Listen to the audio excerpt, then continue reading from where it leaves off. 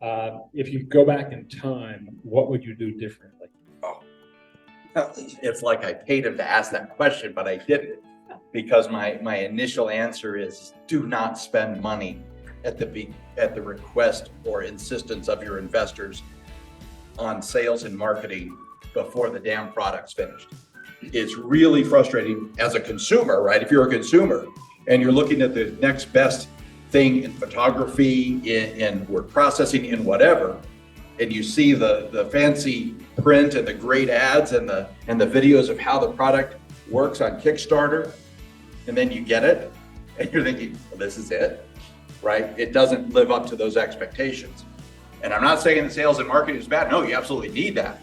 But please don't spend that money until you have a solid product, especially if you're in a highly technical industry where your clients are, or should be likely, very adept, right? And they'll say, but you told us 6 months ago that this would be able to take care of this, and we're not seeing. So Stu, thank you for that question.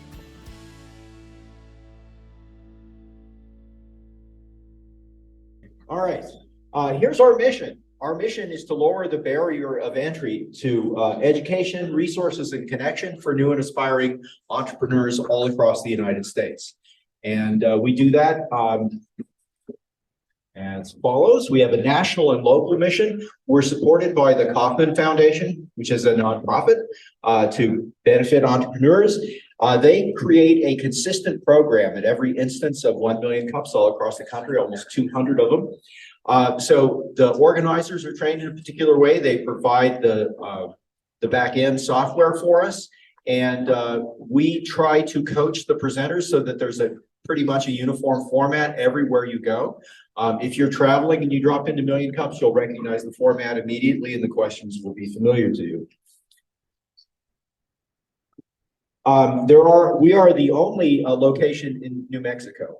And there are others scattered throughout the Southwest. I've been to some of these, and I encourage you, if your travels find you out of Albuquerque on a Wednesday morning, look to see if there's a Million Cups near you and drop in.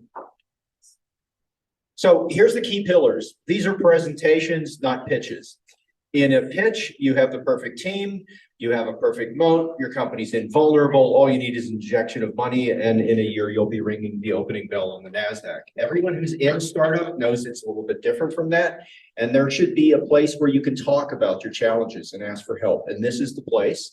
So instead of presenting yourself as invulnerable and peacocking, it's time to open up a little bit and say, look, this is the stuff I'm having trouble with, and I could use some advice or suggestions from people from the community. So that's what we do here. We're also interested in making authentic connections, not networking. It's not a speed dating site where we're trying to pass out the maximum number of business cards in 5 minutes. I've made some great authentic connections over the years here, and some of those folks have become part of our company. So I encourage you to have those conversations around the side before and after we start, and participate fully, and I think your company will benefit. We're run for the community, by the community. So all of our, the organizers are volunteers. We're not masochistic altruists. We all get something out of it. And we're radically and intentionally inclusive. All kinds of people are welcome here. All kinds of businesses are welcome here. Anyone who's trying to get ahead through entrepreneurship has something to learn here. And we like to keep this a friendly and educational environment. And that gets me to this mission statement, which is long. But basically it says, make this a friendly place where people can learn from you. You know stuff that nobody else knows. You should share that freely. There's stuff that you don't know that you don't even know that you don't know, and I'm going to be able to fill you in on that. So keep coming, and we'll lift up entrepreneurship. It's actually pretty easy to apply to present. You just talk to one of the organizers, and we'll guide you through the online application process. You should have a for-profit business defined as a company that sells goods and services for more than it costs to produce them. You should be in market, ideally, so you've sold something to someone who isn't your mom. And we'll assign you a coach and get you into the Million Cups format. These are our organizers. I'm behind the dialogue there. Sorry, Paul. Paul. It's okay. Lisa Atkins, our host here at Fat Pipe. Eric Brentz Whitmore, probably watching remotely. Danielle, who is in California right now. Sonia, who's often online, and Keikoa and Oscar, making everybody look good through legacy family documentaries. And They do our videos on YouTube. All right, we also like to thank our sponsors, Fat Pipe, for these 10 years. We couldn't have done it without Fat Pipe, and rent-free Wednesday mornings. Dry Heat Photography, making us look great. And More Than Organized, organizing your stuff, your thoughts, and providing creamer. Foundation for Sustainable Living, providing the coffee. Noventum Custom Software, writing software that doesn't suck and bringing donuts. And Minuteman Press for all your putting ink on paper needs. All right, that's it. And we're ready to go to Mark. You gonna introduce him? I will introduce him. Let me bring up his slide deck. Sure. Wow, look at this crowd this morning. Welcome, everybody. I love that so many people are coming back in person, and we have a good amount of people online as well. Many of you know our speaker this morning, Mark Fidel, very active in our community. His new company is called the Fidel Consulting Group. You just changed it. I had to make sure I got it right. And you might know him from Risk Sense, which was a locally grown cybersecurity company, which a few years ago got acquired by Avante. So Mark's here to tell his story, and come on up, Mark. Lisa, thank you so much. Stu, thank you for obviously the facilities and the support of the entrepreneurship journey here in New Mexico, specifically this area, but largely throughout the Southwest. What an honor it is to be here. My name is Mark Fidel. My first goal today, just to be clear, is to not fall asleep before any of you do. So let's make sure that happens, okay? If you do fall asleep, make sure you fall asleep against somebody you know, right? Otherwise, there's other issues that we'll deal with later. So, you know, this journey that I'm talking about today started in 2005, but I'm much older than having started in 2005. My background educationally is law, finance, executive MBA at UNM. And you have to say it that way, by the way, if you didn't know that, because it costs twice as much, but it takes half as long. So that's why you have to say executive MBA. I'm forming this, and this is what I'm going to end with today, the Fidel Consulting Group, imaginatively named. If you need a branding person, Upton Ethelbaugh is back there. Raise your hand, Upton. He's working with me on the branding, and I'm so excited to launch a little bit later this year my website. So in 2005, I was introduced to my business partner, Srinivas Mukamala. And just for reference sake, Srinivas is the one on the left there. I'm the other guy. All right. Srinivas was a PhD candidate at New Mexico Tech in Socorro, New Mexico, when we were introduced. I had worked at New Mexico Tech decades earlier in their business environment. I ran payroll. Thankless job, by the way, running payroll. Different story, though. And Srinivas was a PhD candidate getting his PhD in computer science with a focus on security, or what then was called security. And a lot of students at New Mexico Tech, led by Srinivas, were doing a lot of work for state agencies at the request of the school for what ultimately would become security issues, right? And the school believed that if there were private entities doing this type of work, the school, a nonprofit and educational institution, was unfairly competing with those private entities. So we were able to form a company with the blessing of the school called Canes LLC, a privately held 3-member LLC. Srinivas and I were the managing members, and the school was the note to self: when you work with schools, they shouldn't own 50% of the company, but they did. At any rate, again, lessons learned. The school, through their Research Park Corporation, was able to own an interest in a private entity as long as that intellectual property came from the school. So the school gave permission to Srinivas to work on this venture, and that's how we started. I put in goodwill, I put in legal effort, right, to get it started. Srinivas was on the research side and the sales side. And so we worked from 2006 roughly to 2010. Nights and weekends. We had other day jobs that were paying the bills, trying to figure out how to monetize his cybersecurity research, right? And we started off creating a service-based business. But like most service-based businesses, the more work you get, the more people you need, which isn't a bad thing economically, but at some point, kind of like MLMs, you run out of people, right? If you want to continue to grow. And so we developed this is highly technical work, right? You couldn't just hire me, for example, and put me to work in the company that I was running. And so we hired people with hardware skills, network administrators. We hired people with software skills, developers, and then trained them in security principles versus looking to hire cybersecurity professionals.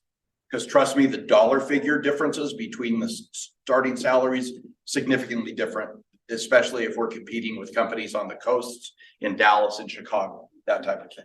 So we were here in New Mexico.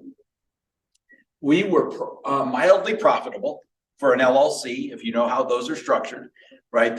Any profits are passed through if you're taxed in such a way, they're passed through to the owners to your 1040. So we were mildly profitable. The only money we took from the LLC was enough to cover the taxes that were generated by the profits that we assumed, okay? We plowed everything back into the company.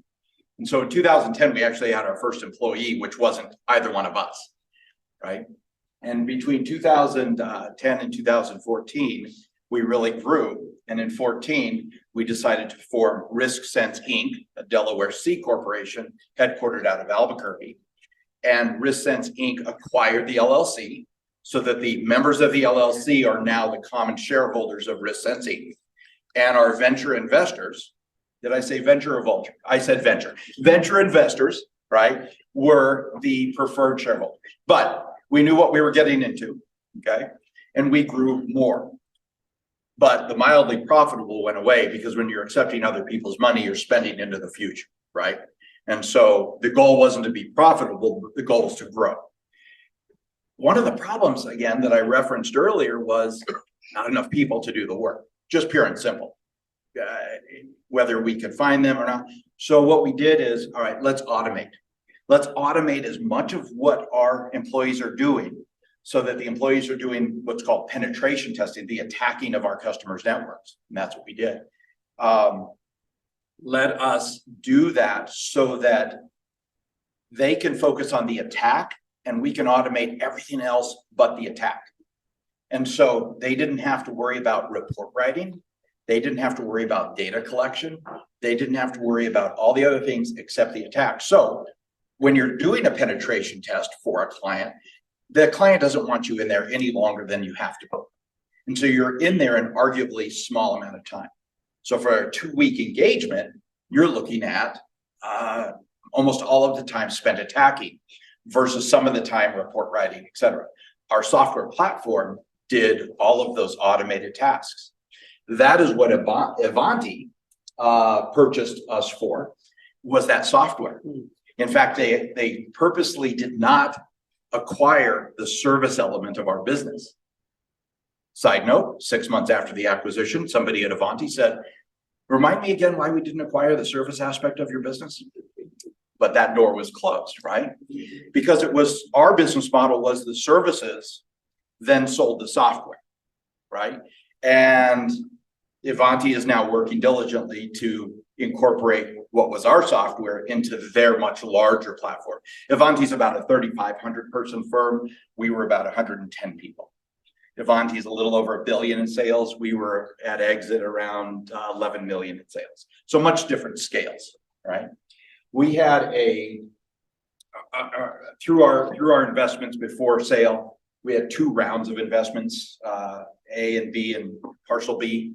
And then, gosh, in March of 2020, we were in great conversation with a different company to be acquired. And then somebody said COVID, and then that deal went away. And I'm not going to disclose who the company was, but they've once had a paperclip as an icon. Ivanti, we started up conversations with them in November of 20, still pandemic, right? But the nature of our business, most everything's phone or email anyway, or Zoom, of course, right? And in July of 21, we closed the deal and sold. Part of the deal was, the initial iteration of the deal was that it was decent for the common shareholders, pretty decent for the venture investors, the preferred shareholders, and not so great for the employees who actually got us to the finish line. And it was weird because Ivanti was wanting to kind of dictate how that money was going to be distributed.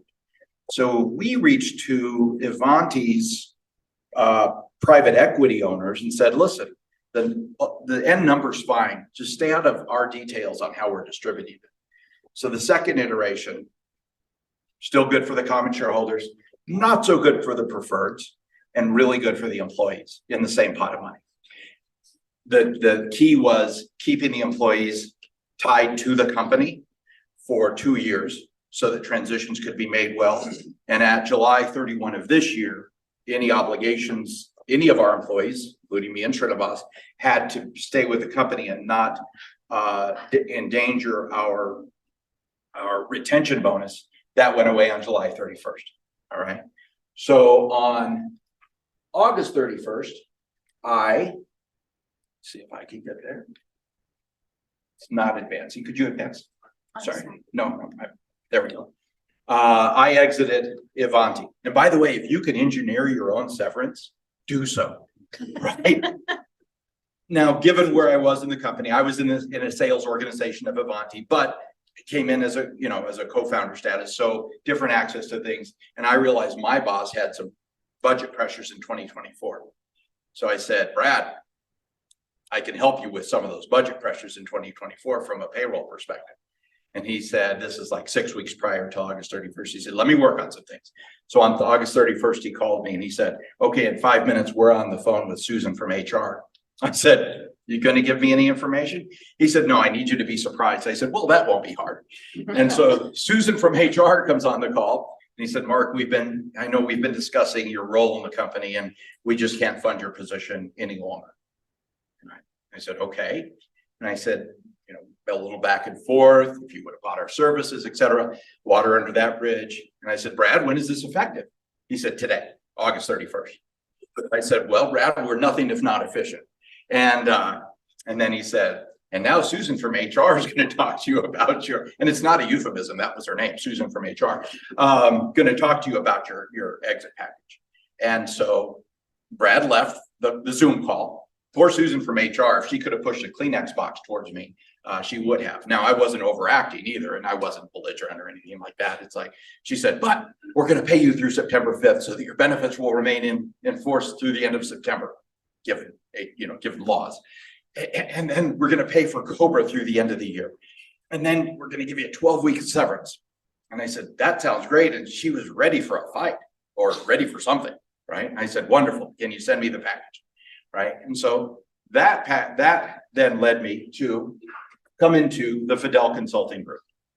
I was looking to do some other things. Now, mind you, do I have to work? Yes. Do I have a choice of what I can do now? Yes. Okay. Which is a nice liberty to be able to have. Okay. It really is. So my consulting group is focused on established technology companies with significant operations in New Mexico. Why established? Anybody? Because startups don't have any money. No offense. I was at a startup. We didn't have any money, right? And so I don't want to get paid in equity. It's just not there for me right now. And you'll understand why. And please don't let anybody leave here saying he hates startups, right? Competitor for complementary clients. Well, they're complementary to each other. I tried very carefully to make sure that they are not competitive. And if they are, of course, I will recuse myself from a deal, right? Fee for value versus fee for hours. I either charge $3,500 a month or I charge $2,500 a month plus 5% of any sales that are attributed to. This depends on the scope of what I'm going to do. And so those of you with math skills of any sort are saying, you're going to run it out very quickly. Well, yes and no. My scope is pretty tight. It's either business development, which can be broad. I get that. It's either operational efficiencies and it's cyber risk management, just my background, right? Those three things. If a client wants me to come in and change 40 toner cartridges in a printer, I can do it, but that's not in the scope, right? So we're negotiating the scope very quickly. So today I come to you with 3 clients signed up. Okay. And My goal is by January 1, I will have 5 clients, and by February 1, 6. And that's all I want at any given time. So my problem, and the terms are either 1 year or 6 months, okay? And the reason for this is twofold. A, it's me. I don't want to spend any of my administrative overhead calculating hours and sending out invoices on hours, right? They're just paying me and I'm available. The flip side is they say, Mark, we have a project we want you to run, and they don't have to wait for me to come back with a scope of work and an estimate of hours. They're already paying for it, right? We're going to see how this works out.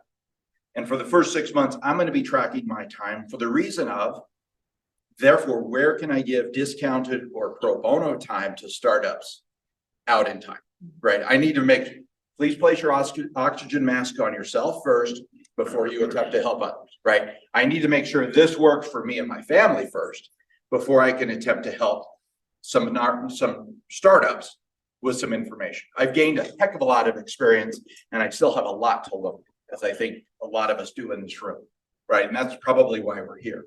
But some of the experience I've gained, I'm hoping to share with others so that they will avoid some of those mistakes. They'll understand some legitimate shortcuts. They'll understand how best to work with state, local, and education markets, of which a lot of federal money flows through to New Mexicans here in this state, either through services or through vendors serving state, local, and education markets, right? And so one of my biggest challenges is maintaining a pipeline of clients. So if I have a 6-month client that arguably wants my time for 6 months, they're going to roll off. I need to replace that, right? And so one of the focuses is that I need to be out there, but not actively asking for work, right? But I need to be out there, and I want my clients who I'm going to have permission to publicize. I initially wanted 5, and so the Fidel 5, and Upton's like, wait, what do you mean? You initially you had 5, now you have 6. So I have to come up with another number that will work for 6 and the word Fidel or something. I don't know. We'll figure that out. And the idea is that I'm showcasing my clients, right? And there are some complementary activities between these clients. And so if I can help create value for them, right, as part of my service to them, then that's a good thing, right? They get into things that they otherwise weren't able to do, right? It gives me hopefully some flexibility in my day, right? And I'm able to then not have to check into somebody else's schedule.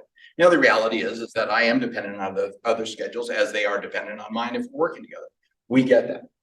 But that is the challenge that I'm facing. And it may not seem like much of a challenge, but you can't keep your eye off that pipeline ball, right? If you're in a service-based business, okay? In any business, you can't take your eye off of that for any reason. So I think I'm at time.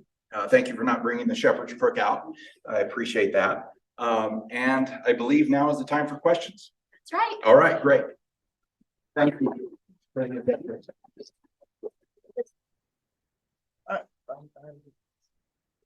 Ryan, looks like you have something. More of a testimonial than a question. So Mark met with me for about 45 minutes before he quit his job, or was In the midst of it. Right. And he helped me close a deal that I'd been working on for 3 years. So he helped me close a deal that I'd been working on for 3 years with a large nonprofit. We got a $4,000 per month retainer, and more important was taking their equity down to 0 on a jointly developed product so that I could scale it out. So I just really appreciate Mark's help, and wanted to give him a bunch of swag and nice gift basket in front of everybody, because I'm going to be signing up as one of the Fidel 5 or Fidel 6, what he's already done. Thanks, Mark. Right, thank you. Wow. Thank you. Yes, there we go. All right. I'm gonna set this down. Yeah. Any donuts in it? No donuts. Homemade wine? There might be donuts. I don't know. If you'd like to ask a question, please form a line over here. We'll put you in front of the camera on the speaker. Sue Prolazny, since you posted your question first, you can go ahead and ask it. Good morning, and thank you for taking us on your journey. Mark, I was wondering if you could describe the 3 clients you have now, understanding the scope of that work and what you're looking for. Great question. Yeah, I can describe them. One is a data center here in Albuquerque, and they have a pretty robust physical facility. And what I'm working on for that individual, for that company, is business development in the state local education markets, first in New Mexico, but there's a great opportunity for this data center to be a failover site for out-of-state clients where they need to have diversity of energy systems that are supplying their primary data center or even a tertiary or even serving as a tertiary data center. The other company that is under contract is one of my partner companies from my days at Avanti, and it's called Securin. And Securin is a cybersecurity firm. They took over, they hired our penetration testers, our compliance folks. And so I'm working with them to maintain all of the relationships that they inherited and then expand in next year. And then the third is a company called Nube Group, and NUBE. And Nube Group, a lot of their cash flow is focused on document scanning and document management systems, but they're moving very rapidly into compliance work with CMMC. Now, if you're a vendor in the supply chain to the Department of Defense, CMMC will be very important to you. If you don't know what CMMC is and you're not in that, don't worry, right? If you are in that supply chain and you don't know what CMMC is, talk to me, right? Because you'll need to know that. And it's either you're a primary vendor to the DoD or you're in that supply chain somewhere. And I'm pretty sure CMMC is going to then go to Department of Energy, right? And to other federal entities. And so I'm helping them keep their cash businesses, their cash flow businesses going in the short term, and then focusing on some of their compliance efforts long term. Did that answer your question? Did, and the other part of my question was how you obtain those as clients, but I think you answered it in the question, in your answer. A bit. I've known two of them, and then one was referred to me by a trusted referral. Thank you. Thank you for that question, those questions. Thanks, Sue. Yours? Yes, sir. So you relayed this journey that you've been through. If you go back in time, what would you do differently? It's like I paid him to ask that question, but I didn't, because my initial answer is do not spend money at the request or insistence of your investors on sales and marketing before the damn product's finished. Right? It's a finite amount of money, and we could have spent money better on engineering and development and made better sales. We're almost certain of it because of word of mouth and because of trusted referrals to from large entities to other large entities, right? It's really frustrating as a consumer, right? If you're a consumer and you're looking at the next best thing in photography, in word processing, in whatever, and you see the fancy print and the great ads and the videos of how the product works on Kickstarter, and then you get it and you're thinking, well, this is it, right? It doesn't live up to those expectations. And I'm not saying that sales and marketing is bad. No, you absolutely need that. But please don't spend that money until you have a solid product, especially if you're in a highly technical industry where your clients are, or should be likely, very adept, right? And they'll say, but you told us 6 months ago that this would be able to take care of this, and we're not seeing. So Stu, thank you for that question. Hello, Miriam Ortiz-Pino, More Than Organized. Love this concept. Thank you. It's how I run my own business. Okay. Very different business, but you mentioned that your hardest or your ask today is about traffic and pipeline. Right. So it sounds like you have the offer down, sounds like you have the sales down, you're converting well. Yes. What's your plan for the traffic and pipeline? Do you have a process in mind without doing the marketing? So that, marketing goes through all of it. It does. And you don't need as much marketing in your business because it's so much word of mouth. So what are you planning, or what have you already tried? Great question. Well, the already tried is premature because I just started the business, right? Right. I've had an LLC though established since 2004. And so I'm simply using a different DBA with the LLC. I've converted that LLC from being taxed as a partnership, I'm the sole member, to being taxed as an S corporation so that I can become an employee of the LLC on January 1st. So structurally, I'm set, right? I have my insurance in place, all of those things that are boring, but absolutely have to be done are in place. From a client perspective, I am intentionally limiting my market to New Mexico. In not my clients' markets, but my market. Right. And so it's going to be a lot of getting out there, right? Talking to groups, talking to associations, right? And helping promote most of it's going to be helping promote my clients, right? When I do that, I'm going to come into different situations where there's going to be other companies who may likely be able to use mine. So word of mouth, right? Right. I'm engaging Upton in his services with Unity Design to be able to make sure that visually I can, pass off a business card, LinkedIn feeds to my site, they can get information, and then I can start that contact. But it's just me for now. So your plan is to have a follow-up system Yes. with the conversations you're having. yes. Great. Okay, thank you for summarizing that for me. Why use few more words when few words will do? Any other questions? Anybody online have a question? Going once. Okay, All right, great. Mark, I have two Lisa. further questions. Yes. Red or green? Red.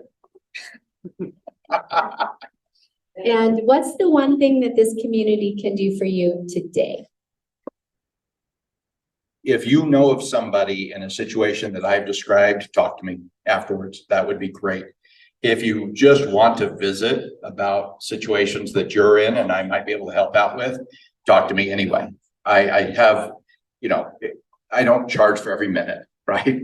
But I like to think that I can be helpful. And certainly if I don't know the answer, it's a small enough state that, it's not 6 degrees of Kevin Bacon, it's 2 degrees of Kevin Bacon here, right? 2 or 3 at best. And so likely I know somebody who can help solve that problem for you if I'm not able to. And trust me, I can't solve a lot of problems, but I can usually find people who can. Thank you, Lisa. You are connector. Thanks, Try to. Mark. Let's give him a Thank you.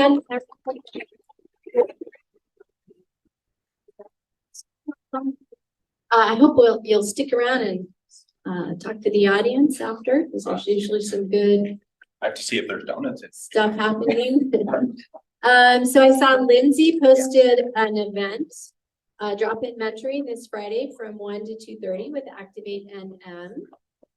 And then I have just a few, I believe, in our spreadsheet document. There's one more event for Activate. We have a design thinking workshop that's coming up November 30th. That's on our website. Ooh, that sounds good. Thanks, Lindsay. City have anything you want to announce? Yeah. Come on up while I pull up my document. Tonight's night, the resource fair will be held at the Manzano Mesa Multi-Generational Center from 4 to 7. Come on out, network, planning, MBDA will be there, all the other city departments. So if you have questions or I could not help you out at any point in time, there will be some other resources there. And we will be giving food vouchers away for the first 100 attendees. So come on out and network, meet some people, ask some questions and get your questions answered. Hopefully, I believe you will. Cool? Everybody awake, yes? Yes. Okay, just check. Thank you. All right. The We Mean Business Conference is Friday, and our own Sonia Doing is the MC for that. I'm not sure if you can register online, but if you need the link, let me know. And then NM Bio has a lunch and learn about Are You Market Driven? I'm not sure what that's about, but you can get the Eventbrite link and go take a look and get more information. Marilyn, you have an event? Yes, I do. 11:30 today at the main library. It's an hour-long freebie for the victory cycle. It's shorter than the full workshop, but this will give anybody who comes a good idea. There are still a few seats that are available, so come talk to me if you're interested.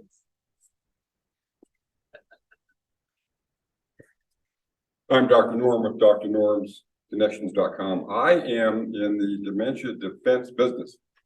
And I also have another avenue toward that, as I've been a disability advocate for a long time. Became my own self-advocate at 15 years old. And I'm going to be doing a talk in Santa Fe at the Santa Fe Association of Realtors Saturday morning at 10 o'clock. And the topic is self-advocacy, a disability right. Now, you don't have to be disabled to also learn how to become a self-advocate, because you could be an abused spouse, have problems at work, or maybe you just want to get a better deal on your rental car. But anyway, come on up and I'll share some experiences and tips on how to be a self-advocate. Santa Fe, I'm taking the train up. So Barbara and I are going to go up there, take the train, do my talk, and then we're going to stop at Tomasita's New Mexican restaurant. That's where we're going to get the food. So join me, and I'll have a flyer up here. Thanks. Dr. Norm, did you see this story, on the Today Show this morning about Alzheimer's and hearing loss? No, I didn't see that. I'm going to have to check that out. What's I it about? missed it too because I had to come here, but I'm sure you can find the link online. I will. The Today Thanks. Show, yeah. Thanks. Poster up here. Okay, so Lisa, you're saying that 60 Minutes is following his lead of talking about the connection The between Today hearing Show, loss yeah, it was and on the Today Show. Today Show. Yeah, I'm sure he started it. I'm sure he did. Yeah, right, of course. I wanted to first give a shout out to Lisa and Laura and Andrea. I'm going to be doing a lunch and learn here, like a series over the next 4 months. And the work that you all put into making this happen, I just really, really appreciate it. So thank you. Thank you for supporting us in this community. I did create some flyers. Norm said I should print them on yellow paper. So they're printed on yellow papers. It's two-sided, talks about it. I'll leave these here. It's a free lunch and learn. And it's really about the sales cycle of breaking it down. And many of you have taken some of my courses in the past and you said, oh my goodness, I need more. So this is an opportunity. Okay, Miriam. Hello, Miriam Ortiz-Pino, More Than Organized. Free declutter masterclass tomorrow. It's a webinar, so you can go to the website morethanorganized.net and sign up there. And I'll be doing them a couple times a month, so keep checking back because the topic will change. I see lots of new faces this morning. So if you've never been to 1 Million Cups, please form a line. If you're a guest of a speaker, or you were invited by a friend, or you haven't been here since COVID, please come up, introduce yourself, tell us how you heard about 1 Million Cups, and let us know when you're going to apply to present. You introduce yourself, Brian? Come on, don't be shy. This is a very supportive group. Welcome. Thank you. I saw you looking at me. I couldn't get away from it. Yes, ma'am. I'm Sarita Savage. I just started my business called Soul and Serendipity, and it's curated gift boxes featuring local vendors. So I was invited here from my friend Mercedes Worthing. Nice. We were here a little bit late. Sorry, there was traffic on the way to an accident. So yeah, she wanted me to come and check it out and see what's going on. So And now we want you to present. So if you need help applying, let us know.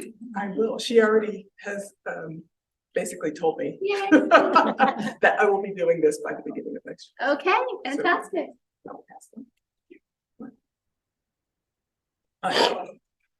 I'm Brian. Blondo is my last name. I'm recently a transplant from Houston, Texas, and some other places.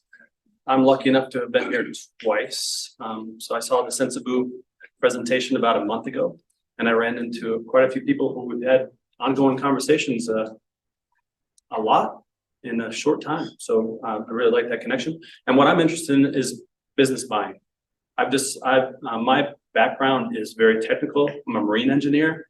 I know what you're gonna say. There's no oceans around here,